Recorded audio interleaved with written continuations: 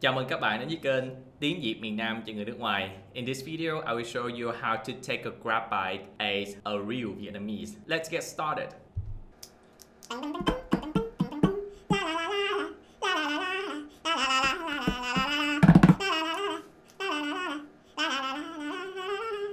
Okay, first of all, let's watch a short video. Điện thoại reo. Alo chị ơi, cho hỏi chị đặt Grab đúng không ạ? Đúng rồi em. Dạ, bây giờ chị đang ở đâu vậy chị? Chị đang ở số 1 đường Bầu Cát đó, quận Tân Bình đó em. Dạ. Chỗ đó là gì vậy chị?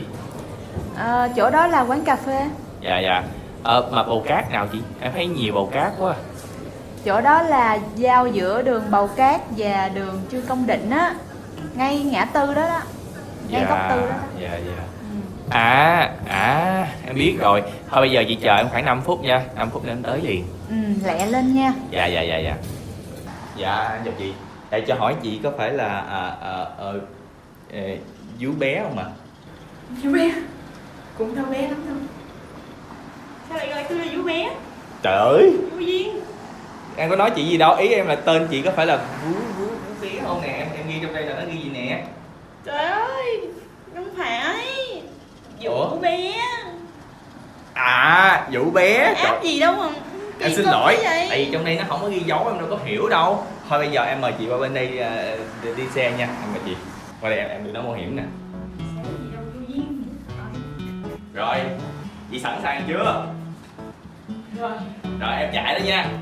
Chị cẩn thận nha. Rồi. Trời ơi, từ từ thôi, sợ quá, chị sợ quá. Không sao, chị cứ từ từ đi. Từ từ thôi, đây là lần đầu của chị. Lần đầu gì chị? Bình thường chị đi bộ không hả? Chị ơi, chị đừng có la lớn đi chị ơi, người ta nhìn em kỳ quá chị. Bây giờ chị nhắm mắt lại đi, mình lao một phát là tới liền. Đợi em tí nha. Một phát tới liền nha. Dạ, rồi. Cái gì vậy chị? Chị sợ quá. Chị có sao? Trời sao cái mặt chị giống như là... Chị có sao không? Không sao đúng không? Từ từ thôi. Dạ rồi. Em cứ từ từ thôi. Dạ. Bây giờ em chạy bao nhiêu cây số vậy? Dạ, 20 cây số 1 giờ. Gì? 20 hả? Thôi giờ chị yên lặng đi, em chạy sắp tới rồi, tới em nói chị cho. Tới chưa chị? Chị, tỉnh đi chị. Tới chưa? Tới rồi. Nhà chị đâu? Ở đây không? Đúng rồi, em thấy không? Đó, nhà đó. Nhà đâu? Đó, cái căn biệt thự đó đó. Vậy em chở vợ luôn nha, chị dễ rồi em chở vợ luôn. Căn biệt thự này hả? Ủa nhà chị lớn vậy? Kế bên. Mẹ lên. Căn nhà đáp kế bên á. Trời ơi chị ơi là chị. Tới chưa? Nhà chị đúng không? Dạ. Dạ em cảm ơn chị nhiều nha. Của chị tổng cộng là 49.500 đồng. 49.000. Dạ, 49.500 đồng. Dạ. Em cảm ơn chị nhiều nha. Chị ơi. Em nói chị này hơi tế nhị xíu nha. Chị cho em xin lại cái nón đi. Dạ. Chị mệt mỏi quá. Dạ. Chị mệt cái chị quên cái nón của em. Chị mệt kỳ quá chị. Dạ, vậy em chào chị về nha. Dạ. Ê. Dạ. 500. 49.500 đồng. 500 của chị đâu? Hối tiền cho chị chứ. Vậy luôn hả? Trời ơi, dân làm ăn mà mày. Chia ly từng tí một chứ. Lay lại lên. Nè. Em cho chị 1.000 luôn đó. Vậy nha. Sáng sớm đã chở khách, gặp đúng khách gì mà khó khăn mà phải lấy luôn 500 vậy. Thiệt. Okay, so now let's listen to the conversation one more time.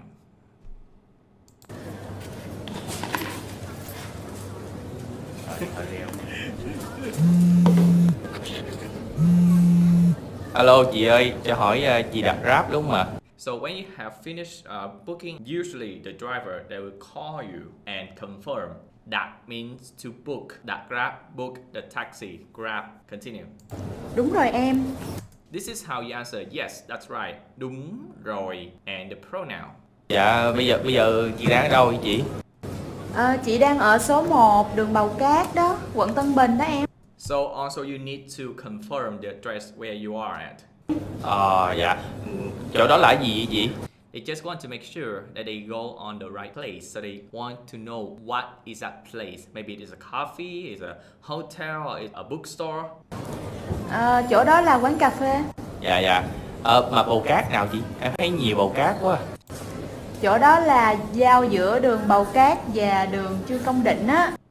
Giao means they cut at Giao. Đường Bầu Cát và đường Trương Công Định, two name of the streets. Ngay ngã tư đó đó. Ngã tư at the intersection, okay? Ngã tư. Ngay góc tư đó. Dạ dạ. Em biết rồi. Thôi bây giờ chị chờ em khoảng 5 phút nha. 5 phút nữa em tới liền. So they also will tell you what time you're gonna wait. Chị chờ em, you wait for me. Khoảng 5 phút, about 5 minutes. Lẹ lên nha. Lẹ lên nha, like fast, quick. Dạ. Dạ, em chào chị. Để cho hỏi chị có phải là vú bé không ạ? You know what is vú? Vú bé. Okay, so vú is the this part of the girl, like the breast. Bé means small, okay? But why? Why he say that? Let's take a look at this. So this guy coming to her and say, okay, are you have small breast? Look at her face.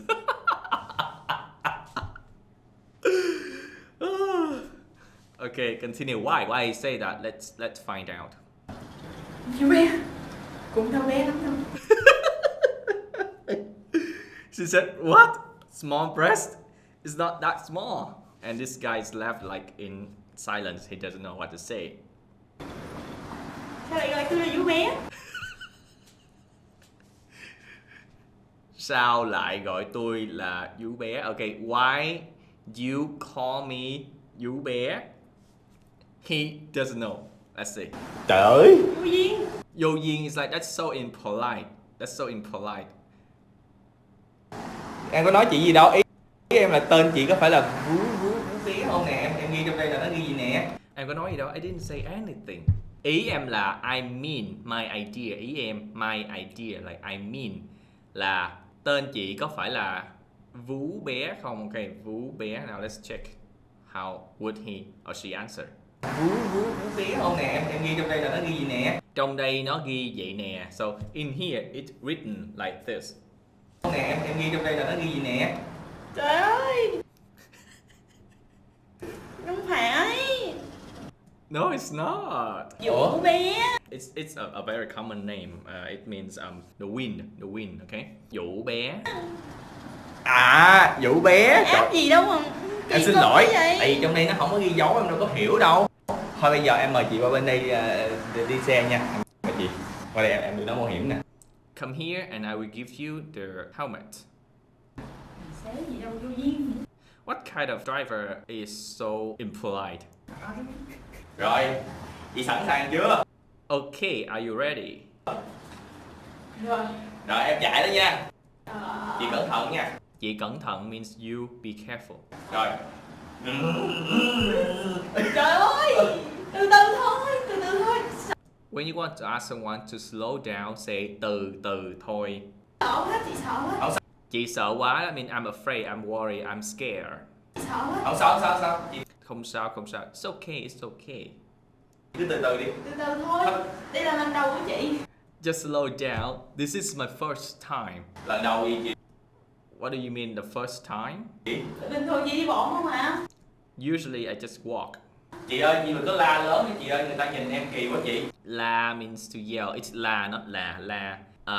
Don't shout out loud anymore. People is looking at us. That's so embarrassing.